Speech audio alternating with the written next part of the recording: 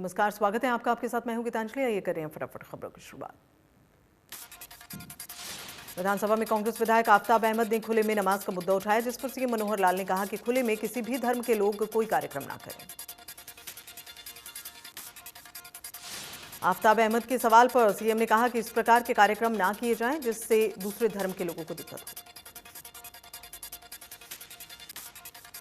विधानसभा में खाद के मुद्दे पर किरण चौधरी ने कहा, धरती पुत्र को सरकार ने परेशान किया। किरण चौधरी ने कहा, किसानों को खाद लेने के लिए लंबी लाइनों में लगना पड़ता है, इसके बावजूद सभी किसानों को खाद नहीं मिलती। सदन में कृषि मंत्री जेपी दलाल ने विपक्ष को जवाब देते हुए कहा कि प्रदेश में खाद की कोई कमी नहीं। जेपी दलाल ने कहा, लोगों की कालाबाजारी करने से कुछ समस्याएं आई, जिसका समाधान खाद का कोटा बढ़ाकर सरकार ने कर दिया है। जेपी दलाल ने कहा, सरकार ने खाद की कालाबाजारी रोकने के लिए सख्त कदम उठाए हैं। इसके अलावा सदन में नेता विपक्ष भूपेंद्र सिंह हुड्डा ने भी खाद की किल्लत को लेकर सरकार से सवाल किए। भूपेंद्र सिंह हुड्डा ने कहा कि किसानों पर दर्ज केस सरकार रद्द करे, साथ ही जल्द ही एमएसपी पर कानून बनाने की मांग भी रखी। नानौल से जेजेपी विधायक रामकुमार गौतम ने कोरोना डोज लेने के बाद शख्स की मौत पर परिवार को सरकारी नौकरी और आर्थिक मुद्दे का मुद्दा उठाया। मंत्री अनिल विज ने कहा कि शख्स की कोरोना डोज लेते हुए मौत नहीं हुई। अग्रोहा मेडिकल कॉलेज बोर्ड ने मौत को नेचुरल बताया है।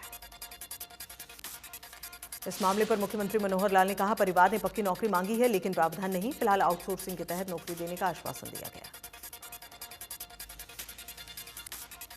हरियाणा विधानसभा सत्र के तीसरे दिन कार्यवाही में डिप्टी सीएम ने कहा, हिसार में एलिवेटेड रोड बनेगी जिसकी लंबाई 9 किलोमीटर होगी। डिप्टी सीएम दुष्यंत चौटाला ने कहा कि रोड से शहर के लिए प्रवेश और निकास मार्ग भी बनाए जाएंगे। सदन में असंग से कांग्रेस विधायक शमशेर सिंह गोगी ने राज्य के विद्यालय में स्टेडियम बनाने का मुद्दा उठाया।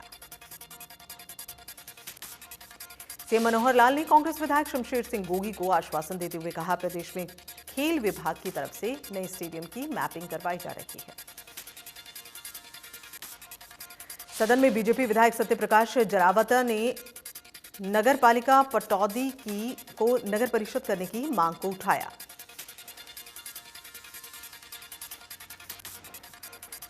शहरी मंत्री अनिल विज ने बीजेपी विधायक सत्यप्रकाश को कहा, नगर परिषद के गठन का प्रस्ताव है जिस पर विचार किया जा रहा है। खरखोदा से कांग्रेस विधायक जयवीर सिंह ने नहरों से गाद निकालने का मुद्दा उठाते हुए कहा, नहरों के नाम पर पैसा तो जारी होता है लेकिन साफ सफाई नहीं होती। पुन्हाना में बाढ़ गांव से विधायक मोहम्मद इलियास ने पंप हाउस निर्माण का मुद्दा उठाया। रादौर से कांग्रेस विधायक बिशन लाल सैनी ने ओबीसी क्रीमी लेयर पर कहा कि सरकार ने क्रीमी लेयर 8 लाख से घटाकर 6 लाख कर दी है, जो ठीक नहीं। विधानसभा में बीजेपी विधायक घनश्याम अरोड़ा ने कहा, धर्मांतरण ना हो इसके लिए एसआईटी बनाई जाए और इसकी गतिविधियों पर रोक लगाई जाए। कुरुक्षेत्र में बीजेपी प्रदेश अध्यक्ष ओपी धनखड़ ने कहा कि प्रदेश में आजादी के अमृत महोत्सव के तहत अटल बिहारी वाजपेयी का जन्म उत्सव मनाया जाएगा। ओपी धनखड़ ने कहा कि उसके बाद सुभाष चंद्र बोस के जन्मदिन पर पूरे प्रदेश में कार्यक्रम का आयोजन किया जाएगा। ओपी धनखड़ ने कहा कि बीजेपी का किसानों से कोई मतभेद नहीं, बीजेपी किसानों के लिए कई कल्याणकारी योजनाएं चला रही है।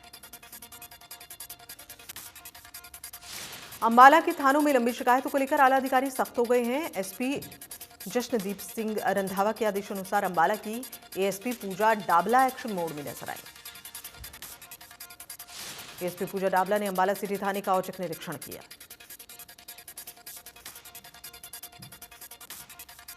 रतिया में एसडीएम के आदेशों पर नगर पालिका हरकत में आई है। अतिक्रमण कर नियमों की धज्जियां उड़ाने वालों के खिलाफ कार्रवाई। अतिक्रमण करने वाले दुकानदारों को नोटिस जारी किया गया है। सचिव के दुकानदारों को चेतावनी देते हुए कहा है कि किसी भी सूरत में दुकानदारों को अतिक्रमण नहीं करने दिया जाएगा। यमुनानगर में डीपीएस स्कूल के 10वीं कक्षा के विद्यार्थी ने रांची में आयोजित राष्ट्रीय स्तर प्रतियोगिता में मेडल जीता। इसके साथ साथ विद्यार्थी का खेलो इंडिया के लिए भी चयन हुआ है। सोनीपत में इन दिनों स्वास्थ्य विभाग हेल्थ आईडी कार्ड बनाने को लेकर लगातार काम कर रहा है। 1650 हेल्थ आईडी कार्ड बनाए जा चुके हैं। डिजिटल हेल्थ मिशन के तहत सरकार हर व्यक्ति का यूनिक हेल्थ कार्ड बना रही है। हेल्थ कार्ड बिल्कुल आधार कार्ड की तरह ही डिजिटल कार्ड है। आधार कार्ड से कनेक्ट होता है और आईडी क्रिएट होने के बाद सेहत से जुड़ी पूरी जानकारी दर्ज होंगी।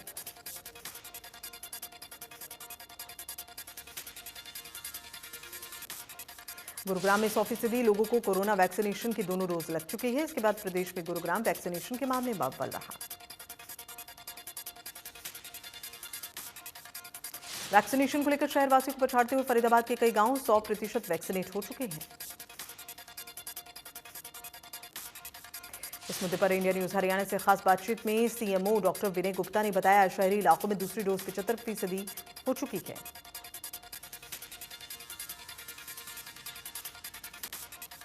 ओमिक्रॉन का खतरा हर दिन बढ़ रहा है। देश में ओमिक्रॉन की संख्या 200 के पार। दुनिया के 90 देशों में ओमिक्रॉन फैल चुका है और इस बीच अमेरिका में भी ओमिक्रॉन से एक मौत की खबर। महाराष्ट्र में ओमिक्रॉन के 54 मामले सामने आए, 31 लोग ठीक हुए। दिल्ली में ओमिक्रॉन के अब तक 54 मरीज मिले हैं, 17 मरीजों को डिस्चार्ज कर दिया गया। देश में कोरोना के 5,326 मामले सामने आए, 453 मरीजों की मौत। फरीदाबाद के एक सरकारी अस्पताल में मरीजों को दवाइयों के लिए बाहर भेजा जा रहा है। अस्पताल में दवाइयों की कमी। अस्पताल के पीएमओ डॉक्टर सविता यादव ने आश्वासन दिया, जल्द ही दवाइयां मिल जाएंगी। गुरुग्राम में कई प्राइवेट स्कूल 134 के तहत गरीब बच्चों को दिए जाने वाले दाखिले में आनाकानी कर रहे हैं। दाखिले से पहले शिक्षा विभाग एक टेस्ट लेता है, जिसमें पास होने वालों को नजदीक के प्राइवेट स्कूलों को दाखिला देना अनिवार्य है।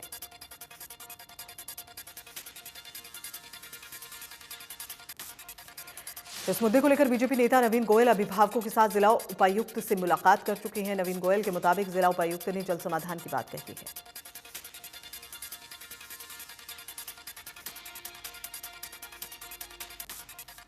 रेवाड़ी में भी 134 के तहत गरीब बच्चों को स्कूल में दाखिला नहीं दिया जाएगा। अभिभावक निजी स्कूलों में दाखिला दिलवाने के लिए दर बदर की ठोकरें खाने को विवश।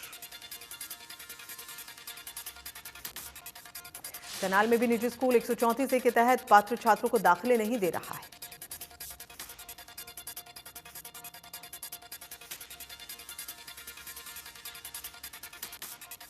भिवानी में प्रदूषण के नाम पर क्रशर बंद किए जाने के विरोध में लामबंद हुए क्रशर मालिक। उन्होंने रोष व्यक्त किया।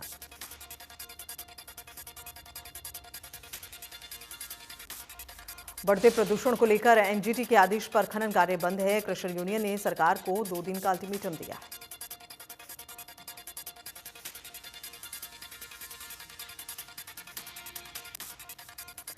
क्रशर यूनियन ने चेतावनी दी कि वो 2 दिन के बाद क्रशर खुद चालू करेंगे। सरकार ने रोका तो भूख हड़ताल पर बैठ जाएंगे।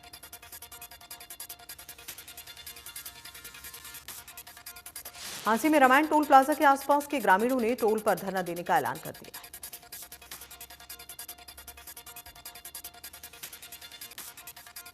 पहले जिस कंपनी के पास रामायण टोल प्लाजा का ठेका था, उसने टोल के आसपास के गांव के लोगों का टोल फ्री कर दिया। लेकिन अब नई कंपनी को टोल का कॉन्ट्रैक्ट मिला है। लोगों का कहना है कि देपल और भगाना गांव भी टोल से कुछ ही दूरी पर हैं, इसलिए उनका भी टोल माफ होना चाहिए।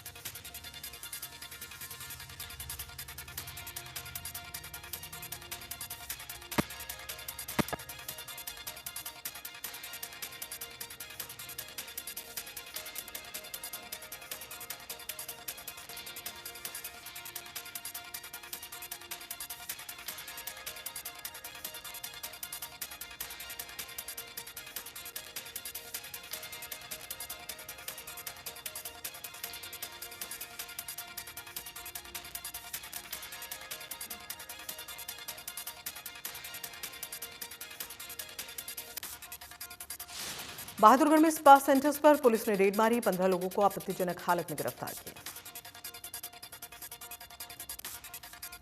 पुलिस ने इस मामले में 3 अलग अलग एफआईआर दर्ज कराई हैं। पिछले 1 साल में बहादुरगढ़ में 1 दर्जन से ज्यादा स्पा सेंटर खुले हैं। पुलिस को शिकायत मिली कि स्पा सेंटर्स में मसाज के नाम पर अनैतिक कार्य होते हैं और इसी के चलते पुलिस ने एक साथ कई स्पा सेंटर्स पर छापेमार कार्रवाई की। पुलिस ने 15 युवक युवती को आपत्तिजनक स्थिति में पाया।